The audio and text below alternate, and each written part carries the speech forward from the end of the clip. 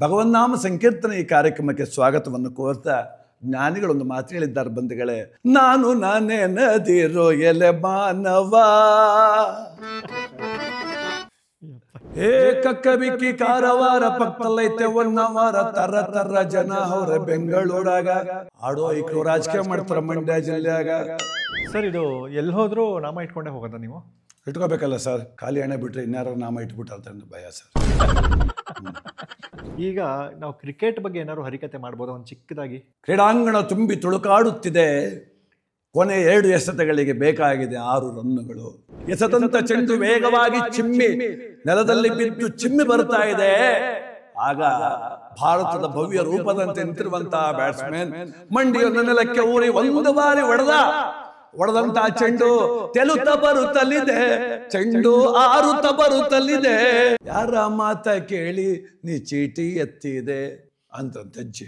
ಅದಕ್ಕೆ ಈಕೆ ಅಂದ್ಲಂತೆ, ನನ್ನ ಗಂಡನ ಮಾತ ಕೇಳಿ ನಾ ಚೀಟಿ ಎತ್ತಿದೆ ಸರೋಜಕ. ಕೀರ್ತಿ ENT ಕ್ಲಿನಿಕ್ ವಿಸಿಟ್ ಮಾಡ್ತೀರಿ, ಮನಸ್ಸುಗೊಳ್ಳೆದು.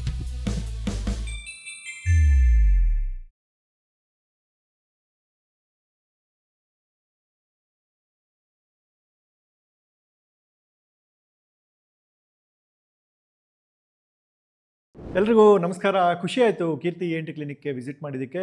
ಇವತ್ತು ನಮ್ಮ ಚಾನಲ್ನ ಎಂದಿನಂತೆ ಉಳ್ಳಾಳ ಮೈನ್ ರೋಡಲ್ಲಿರುವಂತಹ ಇವಾರ ಸ್ಟುಡಿಯೋಸ್ಗೆ ಶಿಫ್ಟ್ ಮಾಡಿದ್ವಿ. ಇವತ್ತು ನಮ್ಮ ಕ್ಲಿನಿಕ್ಗೆ ಒಬ್ಬರು ವಿಶೇಷವಾದ ವ್ಯಕ್ತಿ ಬಂದಿದ್ದಾರೆ. ಅವ್ರ ಬಗ್ಗೆ ಒಂದು ವರ್ಣನೆ ಮಾಡಬೇಕು ಅಂದರೆ, ಇವರನ್ನ ಸಾವಿನ ಮನೆಗೆ ಕರೆಸಿದ್ರೆ ಅಲ್ಲಿ ದುಃಖ ಕಡಿಮೆ ಮಾಡ್ತಾರೆ, ಗಣೇಶೋತ್ಸವಕ್ಕೆ ಕರೆಸಿದ್ರೆ ಅಲ್ಲಿ ಭಕ್ತಿ ಹೆಚ್ಚಿಸ್ತಾರೆ, ಕನ್ನಡ ರಾಜ್ಯೋತ್ಸವಕ್ಕೆ ಕರೆಸಿದ್ರೆ ಕನ್ನಡಾಭಿಮಾನ ಮೂಡಿಸ್ತಾರೆ. ಇವರಿಗೆ ಎಲ್ಲ ವಿಚಾರದಲ್ಲೂ ನಂಬಿಕೆ ಇದೆ, ಆದರೆ ಮೂಢನಂಬಿಕೆ ಇಲ್ಲ. ತುಂಬ ಉತ್ತಮ ವಾಗ್ಮಿ, ಒಳ್ಳೆ ಚಿಂತಕ. ತಮ್ಮ ವಾಕ್ಚಾತುರ್ಯದ ಮೂಲಕ, ತಮ್ಮ ಹಾಸ್ಯದ ಮೂಲಕ ತುಂಬ ಜನರಿಗೆ ವಿಶೇಷವಾದ ಸಂದೇಶವನ್ನು ಕೊಡ್ತಾ ಕಾರ್ಯಕ್ರಮಗಳನ್ನು ಮಾಡ್ತಾ ಚಿರಪರಿಚಿತರಾಗಿದ್ದಾರೆ. ನಮ್ಮ ಇವತ್ತಿನ ವಿಶೇಷವಾದ ಅತಿಥಿ ಶ್ರೀಯುತ ಮಂಡ್ಯ ಜಿಲ್ಲೆಯ ಶಿವಾರದ ಉಮೇಶ್ ಅವರು. ಸರ್ ಧನ್ಯವಾದ, ನಮಸ್ಕಾರ. ಮೊದಲನೇದಾಗಿ thank you so much sir ನಮ್ಮ ಕಾರ್ಯಕ್ರಮಕ್ಕೆ ಬಂದಿದ್ದಕ್ಕೆ. ಧನ್ಯವಾದ ಸರ್. ಸರ್ ಮೊದಲನೇದಾಗಿ ನಾನು ನಿಮ್ಮ ಅಭಿಮಾನಿ ಸರ್. ಖುಷಿ ಆಯಿತು, ತುಂಬ ಒಳ್ಳೊಳ್ಳೆ ಕಥೆಗಳನ್ನು ಹೇಳಿದ್ದೀರಾ ನೀವು. ನನಗೆ ಅವಾಗ ಅನ್ನಿಸ್ತು, ಇವ್ರನ್ನ ಕರೆಸ್ಬೇಕಲ್ಲ ನಮ್ಮ ಚಾನಲ್ಗೆ ಏನಾದ್ರು ಮಾಡಿ ಅಂತ. ನಾನು ಕರೆ ಮಾಡಿದ್ದಕ್ಕೆ ನೀವು ಒಪ್ಕೊಂಡ್ರಿ, ಬಂದ್ರಿ, ತುಂಬ ಖುಷಿ ಆಯಿತು. ನಿಮ್ಮ ಎಲ್ಲ ಇಂಟರ್ವ್ಯೂಗಳನ್ನು ನೋಡಿದ್ದೀನಿ. ನೀವು ಕರೆ ಮಾಡಿದಾಗ ತುಂಬ ಸಂತೋಷ ಆಯಿತು. ಯಾಕೆ ಸಂತೋಷ ಆಯ್ತು ಅಂದರೆ, ಎಲ್ಲರ ಮನ್ಸಿಗೂ ಒಳ್ಳೆ ವಿಚಾರಗಳು ಬಿತ್ತಾ ಇದ್ದೀನಿ ನಾನು. ನೀವು ನಮ್ಮ ಮನಸ್ಸಲ್ಲಿದೆ ಅಂತ ಹೊರತೆಗೆಯೋ ಪ್ರಯತ್ನಕ್ಕೆ ನಮ್ಮ ಕರೆಸಿದ್ದೀರಿ, ಅದಕ್ಕೆ ನಿಮಗೆ ಮೊದಲಿಗೆ ಧನ್ಯವಾದ. ಇವ್ರನ್ನ ಭೇಟಿ ಮಾಡೋಕ್ಕೆ ನಾನು ಮದ್ದೂರಿಗೆ ಹೋಗಿದ್ದೆ. ಮದ್ದೂರಿಗೆ ಹೋಗಿ ಒಂದು 10 ನಿಮಿಷ ಅಷ್ಟೇ ಭೇಟಿ ಮಾಡಿದೆ. ಇವರು ಹೆಂಗೆ ಮಾತಾಡ್ತಾರೆ, ಏನು ಎತ್ತ ಅಂತ ತಿಳ್ಕೊಳ್ಳೋಕ್ಕೆ. ಆ 10 ನಿಮಿಷದಲ್ಲಿ ಸುಮಾರು ಒಂದು 25 ಕಾಲ್ಸ್ ಬಂದಿದೆ ಇವರಿಗೆ. 25 ಕಾಲ್ಸು, ಎಲ್ಲ ಬುಕ್ಕಿಂಗ್ಸ್ಗೆ. ಇವರ ವಿಶೇಷತೆ ಒಂದು ಹೇಳ್ಬಿಡ್ತೀನಿ. ನಾನು ಆಲ್ರೆಡಿ ಇವ್ರನ್ನ ವರ್ಣನೆ ಮಾಡಬೇಕಾದ್ರೆ ಕೆಲವರಿಗೆ ಗೊತ್ತಿರುತ್ತೆ, ಕೆಲವ್ರಿಗೆ ಗೊತ್ತಿಲ್ಲದೆ ಇರೋರಿಗೆ. ಇವರು ಯಾರ ಮನೇಲಾದರೂ ಶುಭ ಸಮಾರಂಭ ಆಗಲಿ ಅಥವಾ ಯಾರ ಮನೇಲಾದರೂ ಯಾರಾದರೂ ಸತ್ತು ಹೋಗಿದ್ರೆ ಅಲ್ಲಿಗೆ ಹೋಗಿ ಹರಿಕತೆ ಮಾಡ್ತಾರೆ. ಶುಭ ಸಮಾರಂಭಗಳಲ್ಲೂ ಹರಿಕತೆ ಮಾಡ್ತೀರಲ್ವಾ? ಸುಗಮ ಸಂಗೀತ ಹಾಡ್ತೀನಿ ಸರ್, ಭಾವಗೀತೆಗಳು, ಜಾನಪದ, ಮತ್ತು ಗೃಹ ಪ್ರವೇಶಗಳಲ್ಲೂ ಕೂಡ ಶನೇಶ್ವರ ಸ್ವಾಮಿ ಕತೆ. ಓಕೆ. ಸೊ ಯಾರದೇ ಮನೆಯಲ್ಲಿ ಯಾರಾದರೂ ಹೋಗ್ಬಿಟ್ಟಿದ್ರೆ ಅಲ್ಲಿಗೆ ಹೋಗಿ ಇವರು ಅವ್ರ ಬಗ್ಗೆ ಒಂದು ಹಾಡನ್ನ ತಯಾರು ಮಾಡಿ ಅಲ್ಲೇ ಹಾಡ್ತಾರೆ. ಶುಭ ಸಮಾರಂಭಗಳಲ್ಲಿ ಹರಿಕತೆ ಮಾಡ್ತಾರೆ, ಮತ್ತು ಅನೇಕ ಹಾಸ್ಯದ ಉಪಕಥೆಗಳನ್ನು ಹೇಳ್ತಾರೆ. ಇವತ್ತು ನಿಮಗೆ ಗೊತ್ತಾಗತ್ತೆ ಅವ್ರು ಏನು ಮಾಡ್ತಾರೆ ಅಂತ. ನಿಮ್ಮ ಹುಟ್ಟಿದ ದಿನಾಂಕ ಏನು? 13/11/80. 13/11/80. 1980. ಯಾವ ಊರಲ್ಲಿ ಹುಟ್ಟಿದೆವು ಸರ್? ಕಲ್ಮಂಟಿ ದೊಡ್ಡಿ ಅಂತ ನನ್ನ ಅಜ್ಜಿ ಊರು, ಕೆರಗೋಡು ಹೋಬಳಿ. ಅದು ನಮ್ಮ ತಾಯಿಯವರ ತವರು. ಈಗ ಸರ್ ಒಂದು ಒಳ್ಳೆ ಚಿಕ್ಕ ಹಾಡಿಂದ ನಮ್ಮ ಕಾರ್ಯಕ್ರಮ ಶುರು ಮಾಡೋಣ. ಆಗಲಿ ಸರ್. ಯಾವ ಹಾಡು ಹಾಡ್ತೀರಾ ಸರ್? ಒಂದು ಲಾವಣಿ ಪದ ಹಾಡೋಣ. ಕಕ್ಕಬಿಕ್ಕಿ ಕಾರವಾರ ಪಕ್ಕದಲ್ಲೈತೆ ಒನ್ನವಾರ ತರ ತರ ಜನ ಅವ್ರೆ ಬೆಂಗಳೂರಾಗ ಒಂದು ಮಾರು ಕೋಲಾರ ಗಂಡು ಭೂಮಿ ಧಾರವಾಡ ಆಡೋ ಈಕರು ರಾಜಕೀಯ ಮಾಡ್ತಾರ ಮಂಡ್ಯ ಜಿಲ್ಲೆಯಾಗ. ಆಡೋ ಈಕರು ರಾಜಕೀಯ ಮಾಡ್ತಾರ ಮಂಡ್ಯ ಜಿಲ್ಲೆಯಾಗ. ಕಕ್ಕಬಿಕ್ಕಿ ಕಾರವಾರ ಪಕ್ಕದಲ್ಲೈತೆ ಒನ್ನವಾರ ತರ ತರ ಜನ ಅವ್ರೆ ಬೆಂಗಳೂರಾಗ ಒಂದು ಮಾರು ಕೋಲಾರ ಗಂಡು ಭೂಮಿ ಧಾರವಾಡ ಆಡೋ ಈಕರು ರಾಜಕೀಯ ಮಾಡ್ತಾರ ಮಂಡ್ಯ ಜಿಲ್ಲೆಯಾಗ. ಕಾವೇರಿ ಹುಟ್ಟಿದ ಕೊಡಗಿನಾಗ, ಕಟ್ಟೆ ಇರೋ ಮಂಡ್ಯದಾಗ, ನೀರಿಗಾಗಿ ನ್ಯಾಯ ಮಾಡ್ತಾರೆ ಮಲೆನಾಡಿನಾಗ. ಕಾವೇರಿ ಹುಟ್ಟಿದ ಕೊಡಗಿನಾಗ, ಕಟ್ಟೆ ಇರೋ ಮಂಡ್ಯದಾಗ, ನೀರಿಗಾಗಿ ನ್ಯಾಯ ಮಾಡ್ತಾರೆ ಮಲೆನಾಡಿನಾಗ. ಅರಮನೆ ಮೈಸೂರು, ಸೆರಮನೆ ಬಳ್ಳಾರಿ, ನಮ್ ಕನ್ನಡದವ್ರಿಗೆ ಜಾಗವಿಲ್ಲ ಬೆಂಗಳೂರಾಗ. ಇದು ಯಾರಿಗಾರು ಬೈದ್ರ ಹೊಗಳಿದ್ರ ಏನು ಸರ್ ಇದು? ಸಿದ್ಧಾಂತಗಳ ವಿರೋಧಿಗಳಿದ್ದಾರೆ ಸರ್ ಇಲ್ಲಿ ಯಾರು, ಮನುಷ್ಯನ ವಿರೋಧಿ ಇಲ್ಲ. ಆದ್ರಿಂದ ಅದೇ ಪ್ರಸ್ತುತ ಸ್ಥಿತಿ ನೋಡಿ ಯಾಕೋ ಕನ್ನಡದ್ರಿಗೆ ಜಾಗ ಕಡಿಮೆ ಆಗ್ತದೆ ಬೆಂಗಳೂರಲ್ಲಿ. ಇದು ಒಂಥರ ಸಾಮಾಜಿಕ ಪ್ರಜ್ಞೆನೂ ಅನ್ಕೋಬಹುದು, ನಮ್ಮ ಬೈದ್ರು ಅನ್ಕೋಬಹುದು, ಅದು ಅವರವರ ಭಾವಕ್ಕೆ. ನಮಗೆಲ್ಲ ಗೊತ್ತಾಗೋಯ್ತು. Nice sir. ಇವಾಗ ಒಂದು ವಾಕ್ಯದಲ್ಲಿ ಉತ್ತರಿಸಿ ಅಂತ, ಓಕೆನಾ? ನಿಮ್ಮ ಪೂರ್ತಿ ಹೆಸರು ಸರ್? ನನ್ನ ಪೂರ್ತಿ ಹೆಸರು ಎಸ್ ಉಮೇಶ, ಶಿವಾರ ಶಿವಣ್ಣ ಉಮೇಶ ಅಂತ. ಆದರೆ ನಾನು ಪ್ರಖ್ಯಾತಿ ಆಗಿರೋದು ನನ್ನ ಗ್ರಾಮದ ಹೆಸರಿಂದ, ಶಿವಾರ ಉಮೇಶ್. ವೃತ್ತಿ ಸರ್ ತಮ್ಮದು? ಸರ್ ನಂದು ಕೃಷಿಕ ವೃತ್ತಿ. ಮೊದಲಿಗೆ ರೇಷ್ಮೆ ಕೃಷಿ ಮಾಡ್ತಾ ಇದ್ದೆ. ಇದು ಪ್ರವೃತ್ತಿ ಆಗಿತ್ತು, ಕಾರ್ಯಕ್ರಮ ಕಲಾವಿದನಾಗಿ ಪ್ರವೃತ್ತಿ ಆಗಿತ್ತು. ಇದು ಈಗ ವೃತ್ತಿ ಆಗಿಬಿಟ್ಟಿದೆ ಸರ್. ಹರಿಕಥೆನೇ ವೃತ್ತಿ ಆಗಿದೆ, ಅದೇ ಜೀವನ ಆಗಿದೆ ಸರ್. ಹವ್ಯಾಸಗಳು ಪುಸ್ತಕ ಓದೋದು ಸರ್, ಮತ್ತೆ ಬೇರೆ ಕಲಾವಿದರನ್ನ ವಾಚ್ ಮಾಡೋದು, ಇನ್ನೊಬ್ಬ ಕಲಾವಿದ ನೋಡಿ ಕಲಿಬೇಕಾದಿದೆ ಸರ್. ಚಿಕ್ಕವರು ದೊಡ್ಡವರು ಅನ್ನೋಂಗಿಲ್ಲ, ಎಲ್ಲರಿಂದ ಒಂದೊಂದು ವಿದ್ಯೆ ಕಲಿತು ಈಗ ನಾವು ಒಬ್ಬ ಕಲಾವಿದರಾಗಿದ್ದೀವಿ ಸರ್. ಚಟಗಳೇನಿಲ್ಲ ಸರ್, ಅಂಥದ್ದೇನಿಲ್ಲ. ಅದೇ ಸ್ವಲ್ಪ ಯಾರಿಗಾರು ನೋವು ಮಾಡೋದೇ ನನ್ನ ಚಟ. ಅಂದರೆ ತಾಯಿ ತಂದೆ ನೋಡ್ಕೊಳ್ದವ್ರಿಗೆ ಸ್ವಲ್ಪ ಚುಚ್ಚು ಮಾತಾಡಿ ನೋಯಿಸ್ತೀವಿ, ಅದನ್ನು ಕೆಲವರು ಒಂದು ಚಟ ಅಂದ್ಕೊಂಡಿದ್ದಾರೆ. ನಾನೇನೋ ಮಾಡ್ಲಿಕ್ಕೆ ಆಗೋದಿಲ್ಲ. ಗಂಡ ಹೆಂಡತಿ ಸರಿ ಇರೋದಿಲ್ಲ, ಅಂಡರ್ಸ್ಟ್ಯಾಂಡಿಂಗ್ ಇರೋದಿಲ್ಲ. ಅವ್ರು ಬೈತೀವಿ, ಅವ್ರು ಬೈಕಂತಾರೆ ಇವಂದೇನು ಚಟ ಇದು ಅಂತ. ನನ್ನ ಮಾತು ಅವ್ರಿಗೆ ಚಟ ಆಗಿದೆ. ಮದುವೆ ಮಕ್ಕಳು ಇತ್ಯಾದಿ? ಸರ್ ಮದುವೆ ಆಗಿದೆ. ಕಾವ್ಯ ಅಂತ ನನ್ನ ಶ್ರೀಮತಿ 2009ನೇ ಇಸ್ವಿನಲ್ಲಿ ಮದುವೆ ಆಯಿತು. ಮತ್ತು 2 ಮಕ್ಕಳಿದ್ದಾರೆ ಸರ್. ನಂದು ಅದಲ್ಲದೆ ಅವಿಭಕ್ತ ಕುಟುಂಬ ಸರ್. ನನ್ನ ಕುಟುಂಬದಲ್ಲಿ ಒಟ್ಟು 14 ಜನ ಇದ್ದೀವಿ. ತಂದೆ ತಾಯಿ, ತಮ್ಮನ ಮಡದಿ, ನನ್ನ ತಮ್ಮನ ಮಕ್ಕಳು, ತಂಗಿ ಮಕ್ಕಳು, 14 ಜನ ಅವಿಭಕ್ತ ಕುಟುಂಬ ಸರ್. ಸರ್ ಇದು ಎಲ್ಲಿ ಹೋದರೂ ನಾಮ ಇಟ್ಕೊಂಡೇ ಹೋಗೋದಾ ನೀವು? ಇಟ್ಕೋಬೇಕಲ್ಲ ಸರ್. ಅದು ನಾಮ ಇಟ್ಕೊಂಡ್ರೆ ನಮಗೆ ಅಲಂಕಾರ, ನನಗೊಂದು ಭಕ್ತಿ, ನೋಡೋರು ಕಣ್ಗೊಂದು ಸಂತೋಷ. ಖಾಲಿ ಹಣೆ ಬಿಟ್ಟರೆ ಇನ್ಯಾರ ನಾಮ ಇಟ್ಬಿಟ್ಟಾರ್ತಾರೆ ಅಂತ ಭಯ ಸರ್. ಇಟ್ಟಿದ್ದಾರೆ ಯಾರಾದರೂ? ಇಟ್ಟಿದ್ದಾರೆ ಸರ್, ತುಂಬ ಜನ ಇಟ್ಟಿದ್ದಾರೆ. ಪ್ರಸ್ತುತ ಯಾರು ನಾಮ ಇಟ್ಟಿಲ್ಲ ಅವರ ಬಗ್ಗೆ ಹೇಳ್ತೀನಿ ಅಷ್ಟೇ ನಾನು. ಅವ್ರ ನಾಮಗಳು ಹೇಳ್ತೀರಾ? ಇಟ್ಟಿರೋ ನಾಮಗಳು ತುಂಬ ಜನ ಇದ್ದಾರೆ, ಹೇಳೋದು ಬೇಡ ಸರ್. ಅದು ಅಗೌರವ, ಪಾಪ ಅವರಿಗೆ ನೋವಾಗ್ಬೋದು ಇವಾಗ. ಸೊ ಇವಾಗ ನೀವು ಕತೆ ಅವ್ನು ಯಾರೋ ಬೈತೀರ ನೋಡಿ, ಎಷ್ಟು ಮಾತಾಡ್ತೀಯ ಕತೆ ಹೇಳ್ಸ ಅವ್ರ ಹತ್ರ ಅಂತ. ಹೌದಾ? ಸೊ ಕತೆ ನೀವು ಹರಿಕತೆ ಮಾಡ್ತೀರಾ ಅಲ್ವಾ? ಹೌದು ಸರ್, ಹೌದು. ಹರಿಕತೆನೇ ನಾರ್ಮಲ್ ಆಗಿ ಯಾವುದೋ ದೇವ್ರ ಕತೆನ ಹೇಗೆ ಶುರು ಮಾಡ್ತೀರಾ ಅಂತ ಹರಿಕತೆನೇ ಹೇಳಿ ಒಂದು ಚಿಕ್ಕದಾಗಿ. ಆಮೇಲೆ ಆ ಹರಿಕತೆ ಸ್ಟೈಲಲ್ಲಿ ಬೇರೆ ಏನಾದ್ರು. ಹೌದಾ? ಶುಕ್ಲಾಂಬರಧರಂ ವಿಷ್ಣುಂ ಶಶಿವರ್ಣಂ ಚತುರ್ಭುಜಂ ಪ್ರಸನ್ನವದನಂ ಧ್ಯಾಯ ಸರ್ವವಿಘ್ನೋಪಶಾಂತಹೇ. ಮೆರವಪುರದೊಳಗೆ ವಿರಿಯವನೆನಿಸಿದ ಪರಶಿವನರ ಬಲ ಕಾರಣಕರ್ತ, ಲೋಕಮಾನ್ಯನೆಂದು ಮೆರೆದ ರಾವಣನ ಚರಿತೆಯ ಪಾಡುವೆ ಕೇಳಿರೆಯ. ಸಂಬ ಸದಾಶಿವ ಸಂಬ ಸದಾಶಿವ ಸಂಬ ಸದಾಶಿವ ಸಂಬ ಶಿವ.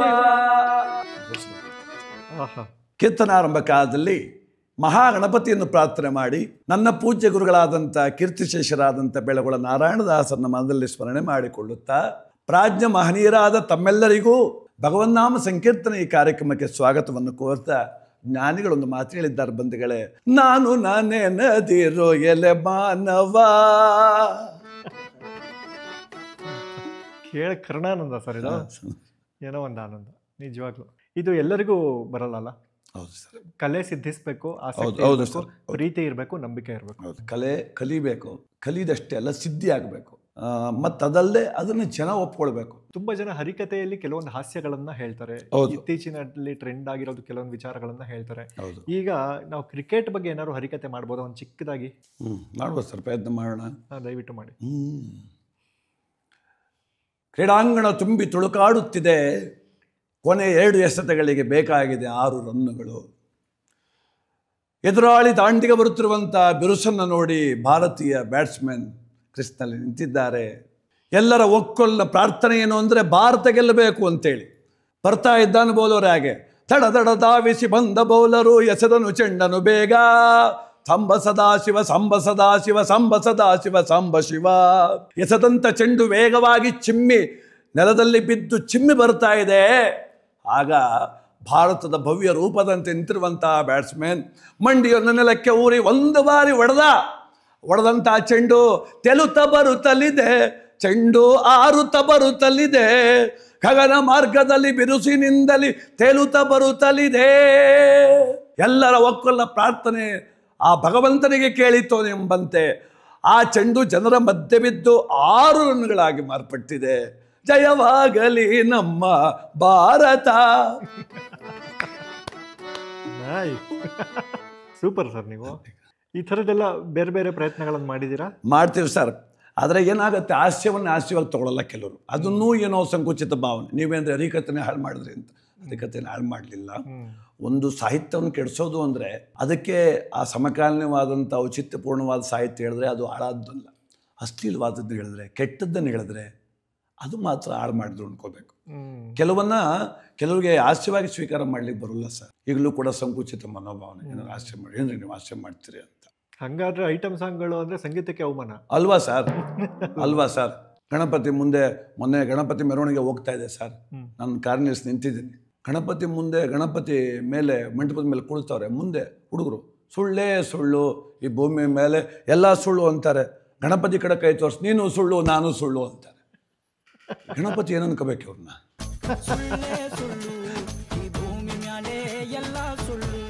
ನಾನು ನಿಮ್ಮದು ಕೆಲವೊಂದು ವಿಡಿಯೋಗಳನ್ನು ನೋಡಿದ್ದೀನಿ ಸರ್. ಹಾಂ, ಅದರಲ್ಲಿ ನೀವು ಸ್ತ್ರೀ ಶಕ್ತಿ ಸಂಘಕ್ಕೆ ಒಂದು ಹಾಡು ಮಾಡಿದಿರಿ ಸರ್. ಹೌದು ಸರ್. ಭಾಳ ಚೆನ್ನಾಗಿತ್ತು. ಹೌದು. ಅದನ್ನು ಹಾಡ್ಬೋದಾ ಇಲ್ಲಿ? ಹೆಣ್ಮಕ್ಳಿಗೆ ಗೌರವ ಬಂದ್ಬಿಡ್ತು ಯಾವಾಗ ಶ್ರೀಶಕ್ತಿ ಆದಮೇಲೆ. ನಮ್ಮ ಹೆಂಗಸು ಸರಿಯಪ್ಪ ಅಂತಾರೆ, ಯಾಕೆಂದ್ರೆ ದುಡ್ಡು ತಗೊಂಬಂದು ಕೊಡ್ತಾಳಲ್ಲ ಅಂತ. ತರ್ಸ್ಕೋವಾಗ ಅವಳೇ ವರಲಕ್ಷ್ಮಿ, ವಾಪಸ್ ಕಟ್ಟಬೇಕಾದ್ರೆ ಅವಳೇ ಭದ್ರಕಾಳಿ. ಇವ್ರ ಪಾಲಿಗೆ, ಯಾರಿಗೆ ಸರಿಯಾಗಿ ಕಟ್ತಿರೋರ ಪಾಲಿಗೆ. ಅದಕ್ಕೆ ಆ ಚೀಟಿ ಎತ್ತಿಸ್ಕೊಂಡ್ಬಿಟ್ಟು ಹೆಂಡತಿ ಹತ್ರ ಗೋಳಾಡ್ಸ್ಬಿಟ್ನಂತ. ಕಟ್ಲೇ ಇಲ್ಲ ಪಾಪ, ಹೆಣ್ಮಗ್ಳೆಲ್ಲಿ ಕಟ್ತಾಳೆ. ಆಗ ಯಾರೋ ಬಂದು ಬೈದ್ರಂತೆ ಸಂಘದವರು, ಏನಮ್ಮ ನೀನು ಚೀಟಿ ದುಡ್ಡು ಕಟ್ಟಿಲ್ಲ ಅಂತ. ಆಗ ಹೆಣ್ಮಗಳು ಆಡ್ತಿಲ್ಲಂತ, ಚೀಟಿ ಎತ್ತು ತಪ್ಪೇನಿಲ್ಲ,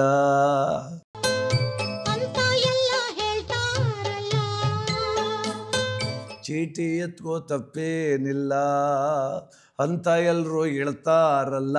ಪಕ್ಕದ ಮನೆ ಅಜ್ಜಿ ಹೇಳ್ದಂತೆ, ಏನಮ್ಮ ಬೆಳಗಿಂದ ಹೇಳ್ತಿ, ಯಾಕೆ ಚೀಟಿ ಎತ್ಕೊಂಡೆ ಅಂತ. ಯಾರ ಮಾತು ಕೇಳಿದೆ? ಯಾರ ಮಾತ ಕೇಳಿ ನೀ ಚೀಟಿ ಎತ್ತಿದೆ ಅಂತಂತೆ ಅಜ್ಜಿ. ಅದಕ್ಕೆ ಈಕೆ ಅನ್ನಲಂತೆ, ನನ್ನ ಗಂಡನ ಮಾತ ಕೇಳಿ ನಾ ಚೀಟಿ ಎತ್ತಿದೆ. ಸರೋಜಕ ಇವನ ಯಾಕೆ ಕೂಟೋಗ ಕಟ್ಟುವುದಿಲ್ಲ, ಅವ್ರ ಮನೆ ಹಾಳಾಗ ಬಿಡುವುದಿಲ್ಲ.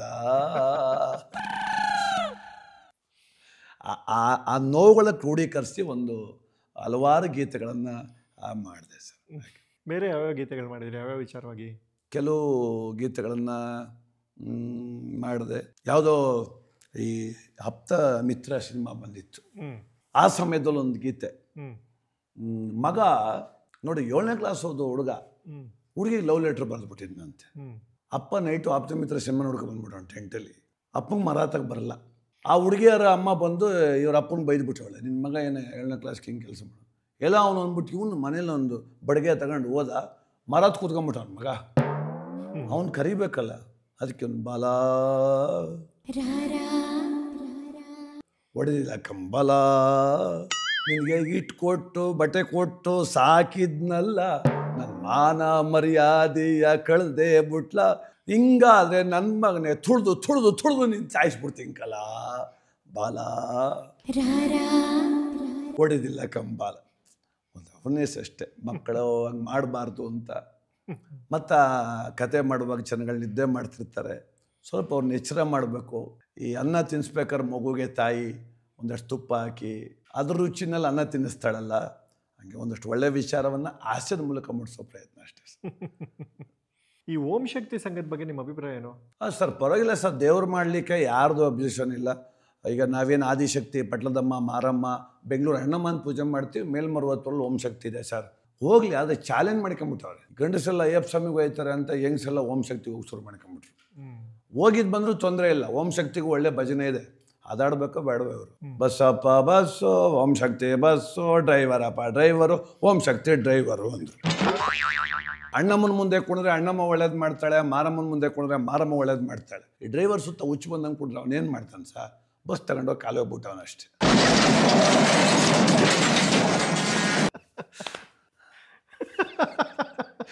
ಮಾಡು ಸರ್.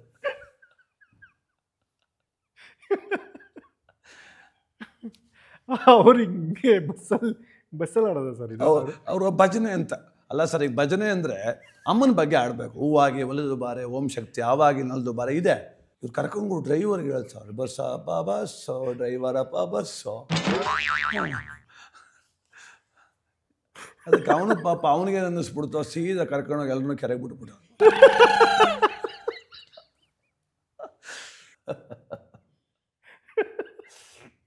ನಿಮ್ಮ ಅನುಭವ ಸಿಕ್ಕಾಪಟ್ಟೆ ದೊಡ್ಡದು ಸರ್.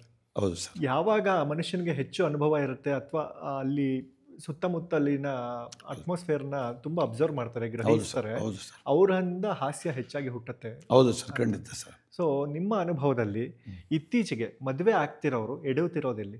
ಮದುವೆ ಆಗ್ತಾರೆ ಎಲ್ಲಿ ಎಡುತ್ತಿದ್ದಾರೆ ಅಂದರೆ ಸರ್, ಲವ್ ಇದ್ದಂಗೆ ಸಂಸಾರ ಇಲ್ಲ ಸರ್. ಅದು ಅರ್ಥ ಆಗಿಲ್ಲ ಭಾಳ ಜನಕ್ಕೆ. ಲವ್ ಮಾಡ್ಬೇಕಾದ್ರೆ ನಿಮಿಷಕ್ಕೆ 5 ಮೆಸೇಜ್ ಹೋಗ್ತಾರೆ. ಚಿನ್ನು ಎಲ್ಲಿದ್ಯಾ, ಸುಬ್ಬಿ ಎಲ್ಲಿದ್ಯಾ, ದಾಯಿ ಏನು ಮಾಡ್ತಿದ್ಯಾ, ನೀನು ನೋಡ್ಬೇಕನ್ನಿಸ್ತಿದೆ, ನೀನು ನೋಡ್ಬೇಕನ್ನಿಸ್ತಿದೆ. ಯಾಕೆ ದೂರ ಇರ್ತಾರೆ ಸರ್. ಹಂಗೆ ಅನ್ನಿಸ್ತದೆ, ನನಗೊಂದ್ಸತ್ತೆ, ನಿಮಗೊಂದ್ಸತ್ತೆ, ಹುಡುಗರಿಗೂ ಅನ್ಸುತ್ತೆ, ಅದೇನು ತಪ್ಪಿಲ್ಲ. ಮದುವೆ ಆದಮೇಲೆ ಎಷ್ಟು ಸದ್ದು ನೋಡ್ತೀರಿ ಸರ್, ನೋಡಿದ ಮುಖನೇ ಹೋಗಿ ಆ ಕಡೆ ಮದುವೆ ಅಂತಾರೆ. ಅದು ಡೈವರ್ಸ್ ಹೋಗ್ಬಿಡ್ತಾರೆ ಸರ್. ನೀನು ಲವ್ ಅವಾಗಿದ್ದಂಗೆ ಈಗಿಲ್ಲ ಅಂದರೆ ಎಲ್ಲಿ ಸಾಧ್ಯ ಸರ್? ಎಡುತ್ತಿರೋದೇ ಅಲ್ಲಿ. ಅದಕ್ಕೆ ಇವತ್ತು ತುಂಬ ಜನಗಳು ಡೈವರ್ಸ್ಗೆ ಹೋಗ್ತಿದ್ದಾರೆ. ಈ ಕೆಲವು ಹೆಣ್ಣು ಹೆತ್ತವ್ರ ಮೆಂಟಾಲಿಟಿಗಳು ತುಂಬ ವಿಚಿತ್ರವಾಗಿರುತ್ತೆ. ಹೌದು ಸರ್. ನಿಮ್ಮ ಪ್ರಕಾರ ಆ ಥರದ್ದು ಯಾವ್ದಾದ್ರು ನೋಡಿದ್ದೀರಾ? ಖಂಡಿತ ನೋಡಿದ್ದೀನಿ ಸರ್, ಖಂಡಿತ ನೋಡಿದ್ದೀನಿ. ತುಂಬ ಕೆಟ್ಟೋಗಿದೆ. ಯಾರೋ ಬಸ್ ಸ್ಟ್ಯಾಂಡಲ್ಲಿ ಸಿಕ್ಕಿದ್ರು ಸ್ನೇಹಿತರು ಸರ್, ಏನು ಮಗಳ ಮದುವೆಗೆ ಬಂದು ಕರೆದೇ ನಿಮ್ಮನ್ನು ಬರಲಿಲ್ವಲ್ಲ ಅಂತ ನನ್ನ ಕ್ವಶನ್ ಮಾಡಿದರು. ನಾನಿಲ್ಲ ಸರ್, ಸ್ವಲ್ಪ ಕಾರ್ಯಕ್ರಮ ಇತ್ತು ಅಂದೆ.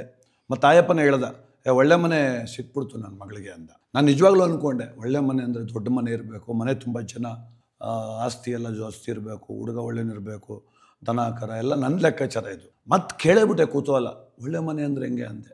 ಹುಡುಗನಿಗೆ ಅಪ್ಪನೂ ಇಲ್ಲ ಅವ್ವನೂ ಇಲ್ಲ ಅಂದ. ಮತ್ತೆ ಅಂದೆ, ಅಣ್ಣನೂ ಇಲ್ಲ ತಮ್ಮನೂ ಇಲ್ಲ, ಅಕ್ಕನೂ ಇಲ್ಲ ತಂಗಿನೂ ಇಲ್ಲ, ಒಬ್ಬನೇ ಒಳ್ಳೆ ಆಸ್ತಿ ಅಂದ. ಅಲ್ಲಿಗೆ ಅವನ ಮೆಂಟಾಲಿಟಿ ಏನಂದರೆ, ಯಾರೂ ಇಲ್ಲ ಅಂದರೆ ನನ್ನ ಮಗಳು ಚೆನ್ನಾಗಿರ್ತಾಳೆ ಅಂತ. ನಾನು ನಿಜವಾಗ್ಲೂ ಅಂದ್ಕೊಂಡೆ, ಏನಾದ್ರು ಹೆಚ್ಚು ಕಡಿಮೆಗೆ ಅವನು ಬೇಗ ಹೊರಟುಬಿಟ್ರೆ ಇನ್ನೂ ಒಳ್ಳೆ ಮನೆ ಆಗ್ಬಿಡ್ತದಲ್ಲ ಅಲ್ವಾ ಸರ್? ಯೋಚನೆ ಮಾಡಬೇಕಲ್ಲ. ಕೆಟ್ಟ ಮನಸ್ಥಿತಿ, ಎಣ್ಣೆತ್ತೋರ ಕೆಟ್ಟ ಮನಸ್ಥಿತಿ ಬಂದಿದೆ. ರೈತರ ಮಕ್ಳಿಗೆ ಹೆಣ್ಣು ಕೊಡ್ತಿಲ್ಲ.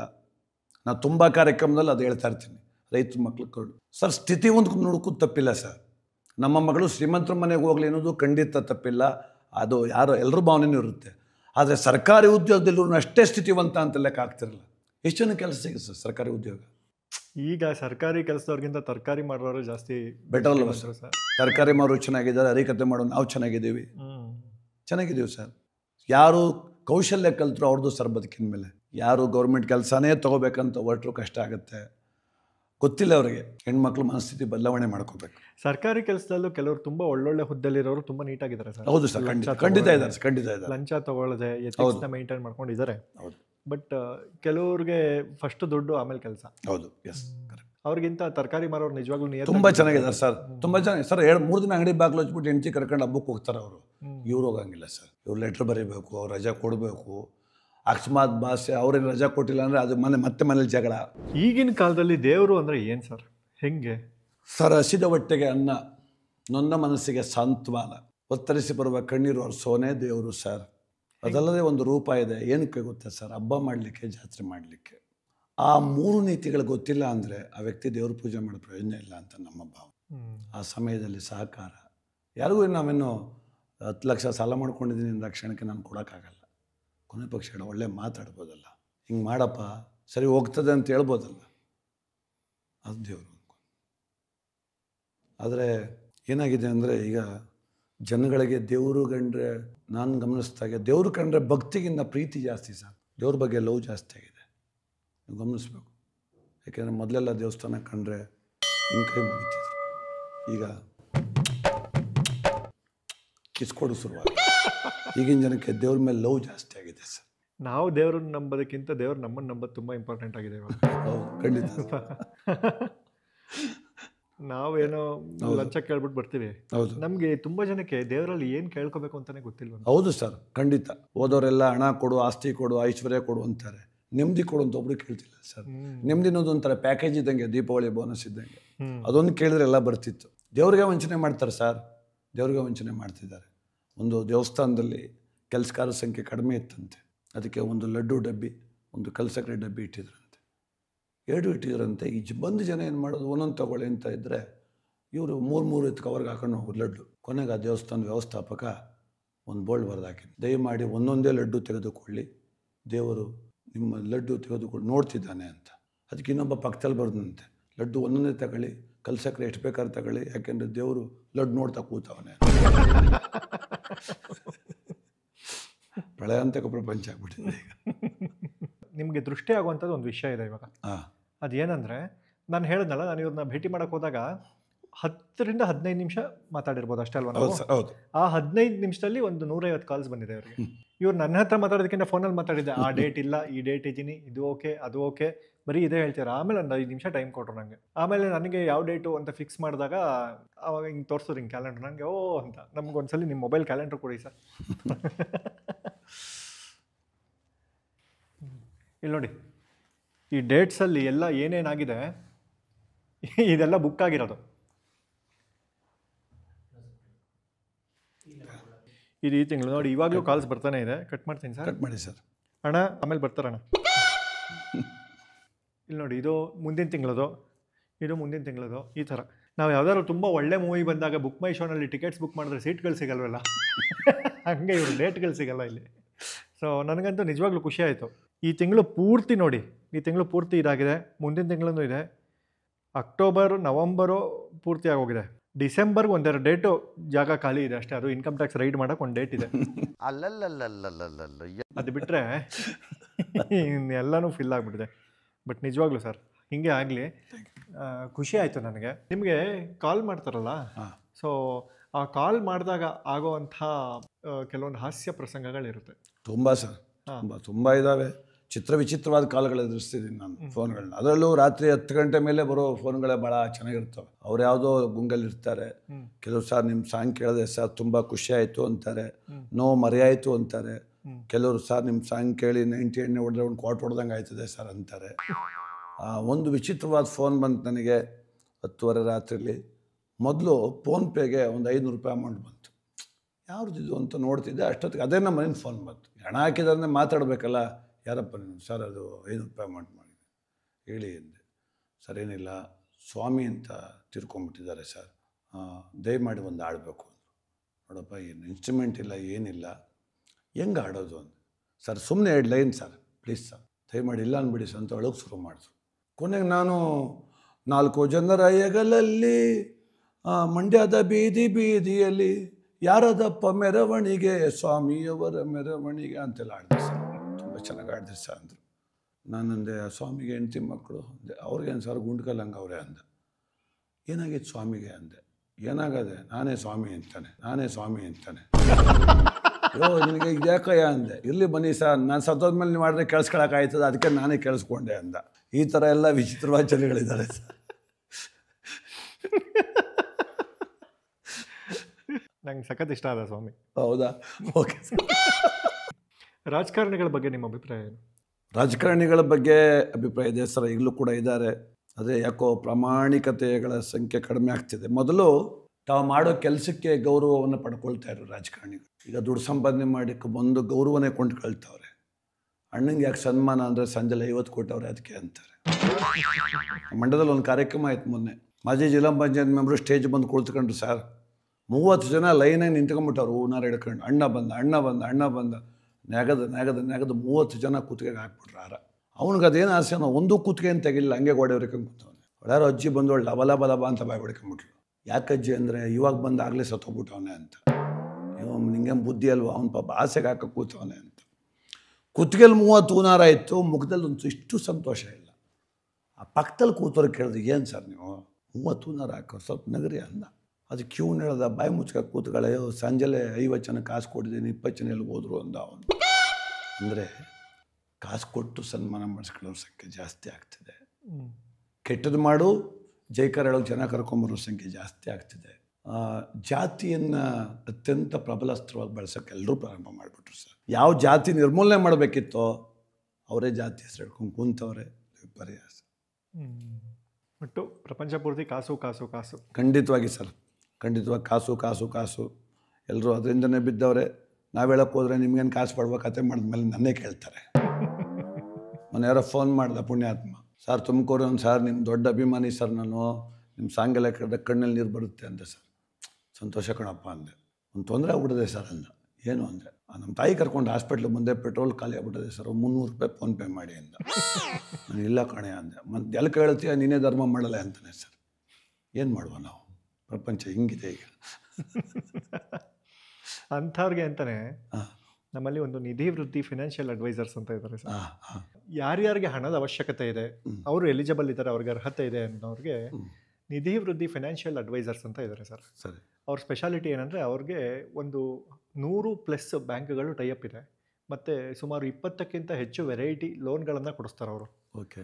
ಅವ್ರ ಸ್ಪೆಷಾಲಿಟಿ ಏನಂದರೆ, ನಿಮಗೆ ಇವಾಗ ಯಾವುದೋ ಹಣದ ಅವಶ್ಯಕತೆ ಇದೆ, ಲೋನ್ ಬೇಕು ಅಂತ ಅಂದರೆ ನೀವು ಅವ್ರಿಗೆ ಫೋನ್ ಮಾಡಿದ್ರೆ ಸಾಕು, ಅವರು ನಿಮ್ಮ ಅವಶ್ಯಕತೆಗೆ ತಕ್ಕಂತೆ ಯಾವ ಬ್ಯಾಂಕಲ್ಲಿ ಇಂಟ್ರೆಸ್ಟ್ ರೇಟ್ ಕಡಿಮೆ ಇದೆ, ಹೇಗಾಗುತ್ತೆ ಅದನ್ನೆಲ್ಲ ಅವರೇ ಕ್ಯಾಲ್ಕುಲೇಟ್ ಮಾಡಿ ಕೊಡ್ತಾರೆ. ನಿಮ್ಮ ಡಾಕ್ಯುಮೆಂಟೇಷನ್ ಪ್ರಾಸೆಸ್ನೆಲ್ಲ ಈಸಿ ಮಾಡಿಕೊಡ್ತಾರೆ. ಖಂಡಿತ. ತುಂಬ ವಿಶೇಷ ಏನಂದರೆ ನಮ್ಮಿಂದ ಯಾವುದೇ ಕಮಿಷನ್ ತೊಗೊಳ್ಳಲ್ಲ ಅವರು. ಅವ್ರ ಕಡೆಯಿಂದ ಒಂದು ಗಿಫ್ಟ್ ಇದೆ ಸರ್ ನಿಮಗೆ. ಸೊ ನಿಧಿ ವೃದ್ಧಿ ಫೈನಾನ್ಷಿಯಲ್ ಅಡ್ವೈಸರ್ ಅವ್ರ ಕಡೆಯಿಂದ ಒಂದು ಒಳ್ಳೇದಾಗಲಿ. ನಿಧಿ ವೃದ್ಧಿ ಫೈನಾನ್ಷಿಯಲ್ ಅಡ್ವೈಸ್ಮೆಂಟ್ಸ್ ಅವರು ಒಳ್ಳೇದಾಗಲಿ. ಅವರಿಂದ ಯಾರು ಈ ರೀತಿ ಲೋನ್ಗಳನ್ನು ಪಡಿಬೇಕು ಅಂದ್ಕೊಂಡಿದ್ರು ಪರ್ಸ್ನಲ್ ಲೋನ್ಗಳನ್ನು, ಅವರಿಗೆ ಅನುಕೂಲ ಆಗಲಿ. ಅವ್ರ ನಂಬರು ಸಿಗುತ್ತೆ, ಖಂಡಿತವಾಗೂ ಕಾಂಟ್ಯಾಕ್ಟ್ ಮಾಡಿ. ಧನ್ಯವಾದಗಳು. ನಿಧಿ ವೃದ್ಧಿ ಅವ್ರಿಗೊಂದು ಹಾಡು ಕೊಟ್ಬಿಡ್ತೀರಾ ಹಂಗೆ? ಖಂಡಿತ ಪ್ರಯತ್ನ ಮಾಡ್ತೀನಿ ಸರ್, ಖಂಡಿತ ಮಾಡೋಣ. ನೊಂದ ಮನಕ್ಕೆ ಧೈರ್ಯ ತುಂಬಿ ಆತ್ಮಸ್ಥೈರ್ಯ ವೃದ್ಧಿಸಲು ಬಂದಿದೆ ನಿಧಿ ವೃದ್ಧಿ, ಒಂದಾಗಿ ಬಂದಿರೆಂದು ಆರ್ಥಿಕತೆಯ ಮಟ್ಟವ ಮೇಲೆ ಎತ್ತಲು ನಿಮ್ಮೊಟ್ಟಿಗೆ ಸಾಗಿ ಬರುತ್ತಿದೆ ನಮ್ಮ ನಿಧಿ ವೃದ್ಧಿ, ನಮ್ಮ ನಿಧಿ ವೃದ್ಧಿ. ಓ ಮೈ ಗಾಡ್, ಈ ಲೆವೆಲ್ ಸ್ಪಾಂಟನಿಟಿ. ನಿಜವಾಗ್ಲೂ ಖುಷಿ ಆಯಿತು ಸರ್, ಥ್ಯಾಂಕ್ ಯು ಸರ್. ಕೆಲವರು ಮುಗ್ಧ ಜನರು ಇರ್ತಾರೆ ಸರ್, ಹಳ್ಳಿಲಾಗಲಿ ಸಿಟಿಲಾಗಲಿ. ಈ ಮುಗ್ಧ ಜನತೆ ಬಗ್ಗೆ ನಿಮ್ಮ ಅಭಿಪ್ರಾಯ ಏನು ಸರ್? ಎಲ್ಲನೂ ಮುಗ್ಧತೆ ಅನ್ನೋಂಗಿಲ್ಲ. ಯಾಕೆ ಅಂದರೆ ಅವರ ಬೆಳೆದ ವಾತಾವರಣ, ಅವ್ರ ಲೆಕ್ಕಾಚಾರ, ಅವ್ರ ಕಲಿತ ಭಾಷೆ ಲೆಕ್ಕದಲ್ಲಿ ಅವರು ಬುದ್ಧಿವಂತರೇ ಆಗಿರ್ತಾರೆ. ನಾವು ಅವ್ರನ್ನ ಮುಗ್ಧರು ಅನ್ಕೊಂಡ್ರೆ ನಾವು ತಪ್ಪಾಗ್ಬಿಡ್ತದೆ, ನಾವು ಶಾಕ್ ಆಗ್ಬಿಡ್ತೀವಿ ಅಷ್ಟೇ. ಮೊನ್ನೆ ಮಂಡ್ಯ ತಾಲೂಕು ಆಫೀಸ್ ಹತ್ರ ಹೋಗ್ತಾ ಇದ್ದೆ. ಹಳ್ಳಿಯಿಂದ ಪಾಪ ಯಾರೋ ಮುದುಕಪ್ಪ ಬಂದ, ಅವ್ನು 80 ವರ್ಷ ವಯಸ್ಸು. ಅಯ್ಯಪ್ಪ ಅವನಿಗೆ ಎಲ್ಲಿ ಏನು ಮಾಡ್ಬೇಕಂತ ಗೊತ್ತಿಲ್ಲ. ಮಂಡ್ಯ SP ಆಫೀಸ್ ಇದೆ, ಅಲ್ಲಿ ಜಿಲ್ಲಾ ಪೊಲೀಸ್ ವರಿಷ್ಠಾಧಿಕಾರಿ ಆಫೀಸ್. ರಿಸರ್ಚ್ ಮಾಡೋಕೆ ಅರ್ಜೆಂಟ್ ಆಗೋದು ಅವನಿಗೆ. ಆ ಕಡೆ ಈ ಕಡೆ ನೋಡಿದ್ರೆ ಎಲ್ಲೂ ಜಾಗ ಇಲ್ಲ. SP ಆಫೀಸ್ ಗೋಡೆಗೆ ಎತ್ತರಿಕೊಂಡು ಹುಚ್ಚೋಯ್ತಾ ನಿಂತ್ಕೊಂಡ್ಬಿಟ್ಟವನೆ. ನಾನು ಪಾಪ ಮುಗ್ಧ, ಇನ್ಯಾರು ನೋಡಿದರೆ ಪೊಲೀಸರು ಬಂದು ಹೊಡೆದ್ಬಿಟ್ರೆ ಮಾಡೋದು ಅಂತ ನಾನು ಅಲ್ಲಿಂದ ಕೂಗಿದೆ. ತಾತಪ್ಪ ಅಂದೆ. ಏನು ಅಂದ. ಅವನಿಗೆ ರಿಸರ್ಚ್ ಎಲ್ಲ ಹೇಳಿದ್ರೆ ಅರ್ಥ ಆಗಲ್ವಲ್ಲ, ಮುಗ್ಧ ಅಲ್ವಾ. ಅಲ್ಲಿ ಹುಚ್ಚೆ ಹೋದ್ರೆ ಪೊಲೀಸರು ಹಿಡ್ಕೊಂತಾರೆ ಅಂದೆ. ಹಿಡ್ಕಲ್ಲಿ ಬಿಡು ಕೆಳಕ್ಕೆ ಹೋಯ್ತಾವನೆಲ್ಲ ಅಂದ ಅವನು. ಹಿಡ್ಕಲ್ಲಿ ಬಿಡು ಕೆಳಕ್ಕೆ ಹೋಯ್ತಾವನೆಲ್ಲ ಅಂದ ಅವನು. ಹಿಡ್ಕಲ್ಲಿ ಬಿಡು ಕೆಳಕ್ಕೆ ಹೋಯ್ತಾವನೆಲ್ಲ ಅಂದ ಅವನು. ಆಗ ಅನ್ಕೊಂಡೆ ಅವ್ರನ್ನೆಲ್ಲ ತುಂಬ ಮುಗ್ದು ಅಂತೆಲ್ಲ ನಾನು ಅನ್ಕೋಕೆ ಹೋಗ್ಬಾರ್ದು. ಅವ್ರವ್ರ ಮೆಂಟಾಲಿಟಿ, ಅವ್ರು ಬುದ್ಧಿವಂತರಾಗಿರ್ತಾರೆ. ನಾವು ಅವ್ರನ್ನ ಸರಿಯಾಗೇ ಮಾತಾಡಿಸ್ಬೇಕು ಅಂತ. ತುಂಬ ಅವ್ರನ್ನ ಅದು ಗೊತ್ತಾ ನಿಮಗೆ, ಇದು ಗೊತ್ತಾ ಅಂತ ಕೇಳಬಾರ್ದು. ಅವ್ರು ಹೆಂಗೆ ಮಾತಾಡ್ತಾರೆ, ಏನು ಅಂದ್ಕೊಂಡವ್ರೆ ಅಂತ ಕೇಳ್ಕೋಬೇಕು ಸರ್.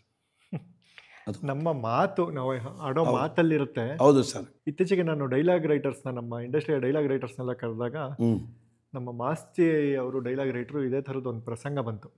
ಅದೇನಂದರೆ, ಹೀಗೆ ಮಾತಾಡ್ಬೇಕಾದ್ರೆ, ಸರ್ ಒಂಚೂರು ಹುಚ್ಚ ಹೊಯ್ಕೊಂಡು ಬಂದ್ಬಿಡ್ತೀನಿ ಸರ್. ಉಯ್ಕೊಂಡು ಬರಬೇಡಿ ಸರ್, ಚೆನ್ನಾಗಿರಲ್ಲ ನೋಡೋಕ್ಕೆ, ಉಯ್ದುಬಿಟ್ಟು ಬಂದು ಅಲ್ವಾ ಸರ್. ಡೈಲಾಗ್ ಸರ್ ಸುಸ್ಸು ಮಾಡ್ಕೊಂಬರ್ಬೇಡಿ ಸರ್, ಮಾಡ್ಬಿಟ್ಟು ಬನ್ನಿ, ಚೆನ್ನಾಗಿರಲ್ಲ ಮಾಡ್ಕೊಂಬಂದು. ಯಾಕೋ ಬರ್ತಾನೆ ಇಲ್ಲ ಬಿಡಿ. ಆ ಸೊಗಡು ಹೋಗಿಲ್ಲ ಅವ್ರದ್ದು. ಅವ್ರು ಸಿಟಿಗೆ ಬಂದಿರ್ಬೋದು, ರೈಟರ್ ಆಗಿರ್ಬೋದು. ಅವ್ರು ಹೇಳಿದ ಮಾತಾಡುತ್ತಾ ಆ ಮೂಲ ಸೊಗಡು ಹೋಗಿಲ್ಲ ಅಂತ. ಹೌದು ಸರ್. ಸೊ ನೀವು ನಿಮ್ಮ ಕಥೆಗಳಲ್ಲಿ ನಾನು ಅಬ್ಸರ್ವ್ ಮಾಡಿರೋಂಗೆ ಈ ಊರವ್ರ ಹೆಂಡತಿಯರ ಬಗ್ಗೆ ಎಲ್ಲ ಮಾತಾಡ್ತೀರಾ ಸರ್ ತಾವು? ಮಾತಾಡ್ಬೇಕಾಗತ್ತೆ ಸರ್. ಅದು ಪಾಪ ಅವ್ರ ಬಗ್ಗೆ ಮಾತಾಡೋರು ನೋಯಿಸೋ ಉದ್ದೇಶ ಇಲ್ಲ. ಸ್ವಲ್ಪ ಏನೋ ತಿದ್ಕೊಳ್ಳಿ, ಯಾಕೋ ತುಂಬಾ ಬದಲಾವಣೆ ಆಗ್ಬಿಟ್ಟವ್ರೆ ಅಂತ ಮಾತಾಡ್ತೀನಿ ಸರ್. ಯಾವ್ದಾದ್ರು ಹೆಂಡತಿಯ ಬಗ್ಗೆ ಮಾತಾಡಿ ತುಂಬಾ ಜನ ನಕ್ಕಿರೋದು, ಆ ಥರದ್ದು ಏನಾದ್ರು? ನಕ್ಕಿರೋದು ಇದೆ, ಬೈದಿದ್ದು ಇದೆ. ಈ ಪಾದ ಪೂಜೆ ಬಗ್ಗೆ ಹೇಳಿದಾಗ, ಭೀಮ್ನ ಅಮಾವಾಸ್ಯೆ ಪಾದ ಪೂಜೆ ಬಗ್ಗೆ, ನಮ್ಮ ಅಜ್ಜಿಯರಿಗೆಲ್ಲ ಭೀಮ್ನ ಅಮಾವಾಸ್ಯೆ ಗೊತ್ತಿಲ್ಲ, ಗಂಡನ ಪಾದ ಪೂಜೆ ಗೊತ್ತಿಲ್ಲ, ತುಂಬಾ ಚೆನ್ನಾಗಿ ಬಾಳ್ತಿದ್ರು. ಇವಾಗ ವರ್ಷವೆಲ್ಲ ಬಾಯಿಗೆ ಬಂದಂಗೆ ಬೈದ್ಬಿಟ್ಟು ಒಂದಿನ ಚೇರ್ ಮೇಲೆ ಕುಣ್ಸ್ ಕಾಲು ತೊಳೆದು ಫೇಸ್ಬುಕ್ ಫೋಟೋ ಹಾಕ್ತಿರಿ. ನೀವೆಲ್ಲ ಅರ್ಧ ಗಂಟೆ ಆದ್ಮೇಲೆ ಜಗಳ ಆಡ್ತೀರಿ. ಯಾಕೆ ಅಂದರೆ ನಿಮ್ಮ ಉದ್ದೇಶ 2,000 ರೂಪಾಯಿ ಆಗ್ತಾನೆ ಅಂತ. ಅವನ ಯಾವಾಗ 50 ಆಗ್ತಾ ಬೀಳ್ತಾ ವೇಟ್ ಅವನಿಗೆ ಅಂತ ಹಾಕಿದ್ದೆ. ಅದಕ್ಕೆ ಕೆಲವು ಜನ ನೀವು ಹಿಂದೂ ವಿರೋಧಿಗಳು, ಧರ್ಮ ವಿರೋಧಿಗಳು ಆಲೋಚಿಸ್ಬೇಕು ಸರ್, ವಿವೇಕವಂತರಾಗಬೇಕು. ಧರ್ಮ ವಿರೋಧಿ ನಾವಲ್ಲ, ಅದೊಂದು ಸಂಸ್ಕೃತಿ. ನಗನಗ್ತಾ ಆನಂದವಾಗಿದ್ದು ಯಾವ ಪೂಜೆ ಬೇಕಾದರೂ ಮಾಡ್ಬೋದು ಅಂತ. ಇವತ್ತು ಕೂಡ ಗಂಡ, ಮನೆ, ಮಕ್ಕಳು, ಅದೇ ಸ್ವರ್ಗ, ಅದೇ ಜೀವನ ಅಂದ್ಕೊಂಡು ಬದುಕಿರುವಂಥ ಲಕ್ಷೋಪಲಕ್ಷ ಹೆಣ್ಮಕ್ಳಿದ್ದಾರೆ. ಅವರಿಗೆ ಸಾಷ್ಟಾಂಗ ನಮಸ್ಕಾರ. ನಾನು ಹೇಳಿದ ಜೋಕು, ವರ್ಷವೆಲ್ಲ ಬಾಯಿಗೆ ಬಂದಂಗೆ ಬೈದು ಕಾಲಲ್ಲಿ ತುಳಿದು ವರ್ಷಕ್ಕೊಂದು ಪೂಜೆ ಮಾಡೋಕೆ ಮಾತ್ರ ಹೇಳಿರೋದು. ಅವ್ರು ತಿಳ್ಕೋಬೇಕು ಅಂತ. ಈಗ ಊರವ್ರ ಹೆಂಡತಿಯರ ಬಗ್ಗೆ ಎಲ್ಲ ಮಾತಾಡ್ತಿರಲ್ಲ, ನಿಮ್ಮ ಹೆಂಡತಿ ನಿಮ್ಮ ಬಗ್ಗೆ ಏನು ಹೇಳ್ತಾರೆ? ತುಂಬ ಚೆನ್ನಾಗಿ ಹೇಳಿದ್ರು ಸರ್. ಈಗ ಮೊನ್ನೆ ನಮ್ಮ ಕೇಂದ್ರ ಸಚಿವರು ಕುಮಾರಸ್ವಾಮಿ ಅವ್ರು ಫೋನ್ ಮಾಡಿ, ಉಮೇಶ್ವರಿ ತುಂಬ ಚೆನ್ನಾಗಿ ಮಾತಾಡ್ತೀರಿ, ಕಾರಲ್ಲೆಲ್ಲ ನಿಮ್ಮ ವಾಯ್ಸ್ ಕೇಳ್ತೀನಿ ಅಂದ್ರು ಸರ್. ಹಲೋ, ಚೆನ್ನಾಗಿದ್ದೀರಣ್ಣ? ಚೆನ್ನಾಗಿದ್ದೀನಿ ಕುಮಾರಣ್ಣ, ನೀವು ಚೆನ್ನಾಗಿದ್ದೀರ? ನಾನು ಕಾರಲ್ಲಿ ಓಡಾಡಬೇಕಾದ್ರೆ ನಿಮ್ಮ ಭಾವನೆಗಳನ್ನ ಕೇಳ್ತಾ ಥ್ಯಾಂಕ್ ಯು ಅಣ್ಣ. ಸಮಾಜ ಏನಿದೆ ಹೌದಣ್ಣ. ಅರ್ಥಗರ್ಭಿತವಾಗಿ ಹೇಳ್ತೀರಿ.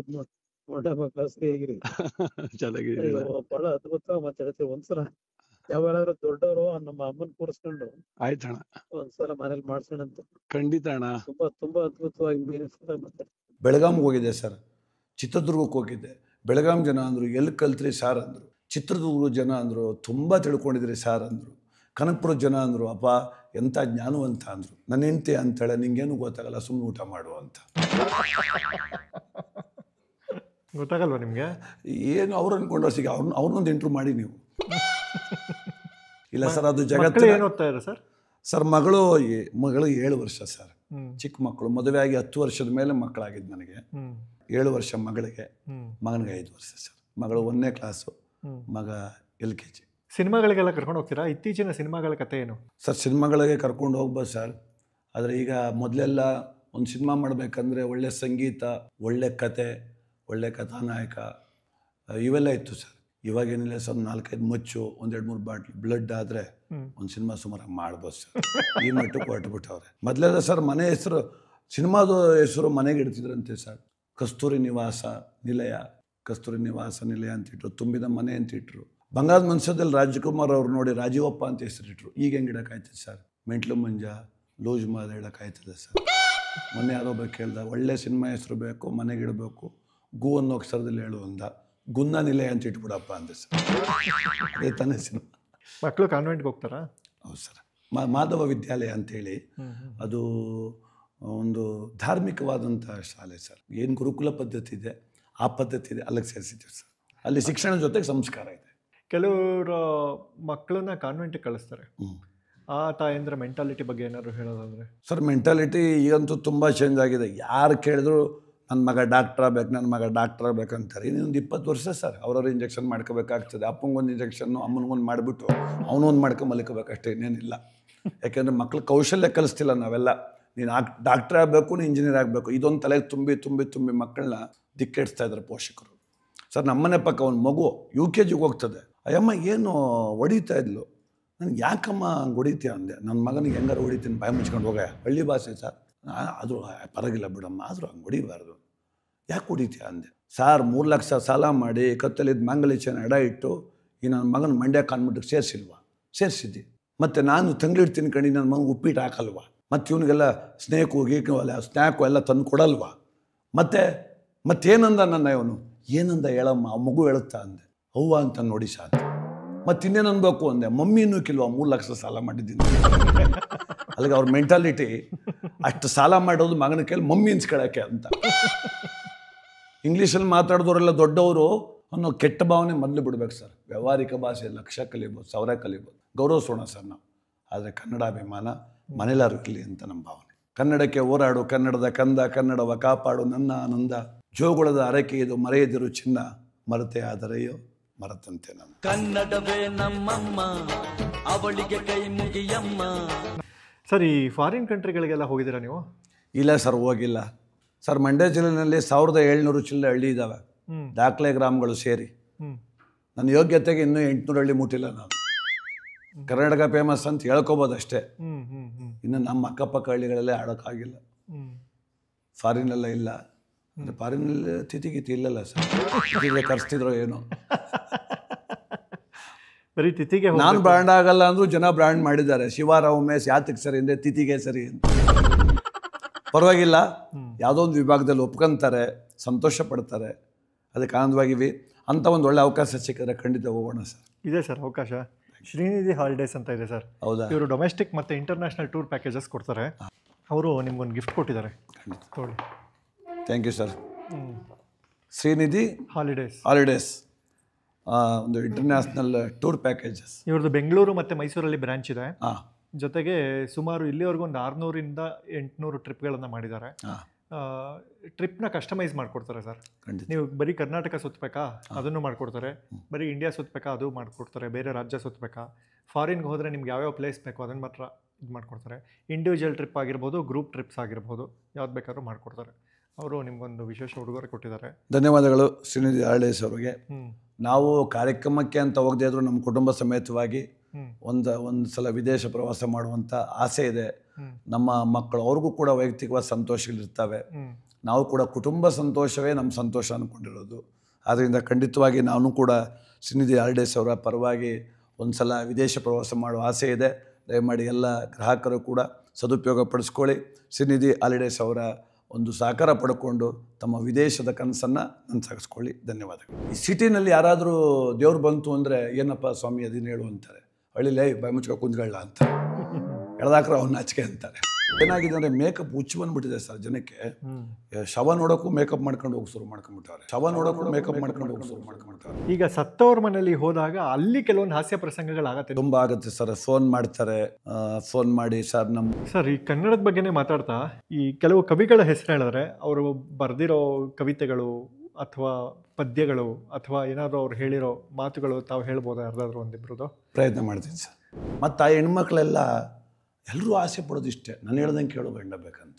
ಯಾಕೆಂದರೆ ಈಗ ಡಾಕ್ಟ್ರು ಮದುವೆ ಆಗ್ತಾರೆ ಅಂತ ಇಟ್ಕೊಳ್ಳಿ, ರೀ ಒಂದು ನೆಕ್ಲೆಸ್ ಮಾಡಿಸ್ಕೊಡಿ ಅಂದರೆ ಅವ್ರೇನಂತಾರೆ ಡಾಕ್ಟ್ರು, ಈಗಲೇ ಯಾವುದು ಹೇಳೋಕ್ಕಾಗಲ್ಲ ಅಂತಾರೆ. ಇಂಜಿನಿಯರ್ ಮದುವೆ ಆಯ್ತಾರೆ, ರೀ ಒಂದು ಲಾಂಗ್ ಸರ ಮಾಡಿಸ್ಕೊಡ್ರಿ, ಪ್ಲ್ಯಾನ್ ಮಾಡುವ ಇರೋ ಅಂತಾರೆ. ಒಬ್ಬ ಲಾಯರ್ ಮದುವೆ ಆದರು ಅಂತ ಇಟ್ಕೊಳ್ಳಿ, ಅವರು ಡಿಸೆಂಬರ್ 20 ಮೇಲೆ ನೋಡೋಣ ಅಂತಾರೆ. ಹೆಣ್ಣು ಸಿಗ್ತಿಲ್ಲ ಅಂದ್ಬಿಟ್ಟು ಸಂದೆ ಆಯ್ತಲೇ ಓಟಿ ಹೊಡೆದ್ರೆ ಖಂಡಿತ ಸಿಗಲ್ಲ. ಅದಕ್ಕೆ ಸ್ವಲ್ಪ ತಾಳ್ಮೆ ತೊಗೊಳ್ಳಿ. ತಿಥಿ ಅಂತ ಒಂದು ಸಿನಿಮಾ ಬಂದಿತ್ತು ಸರ್, 83 ವರ್ಷ, ದೇಹದಲ್ಲಿ ಶಕ್ತಿ ಇಲ್ಲ, ಇನ್ನೇನು ನನ್ನ ಜೀವನವೇ ಮುಗಿದೋಯ್ತು ಅನ್ನುವಾಗ ಒಂದು ಒಳ್ಳೆ ಸಮಯ ಬಂತು, ಒಂದು ಸಿನಿಮಾ ಹೀರೋ ಆದರು. ಕೀರ್ತಿ ENT ಕ್ಲಿನಿಕ್ ವಿಸಿಟ್ ಮಾಡ್ತೀರಿ, ಮನಸ್ಸುಗೊಳ್ಳೆದು.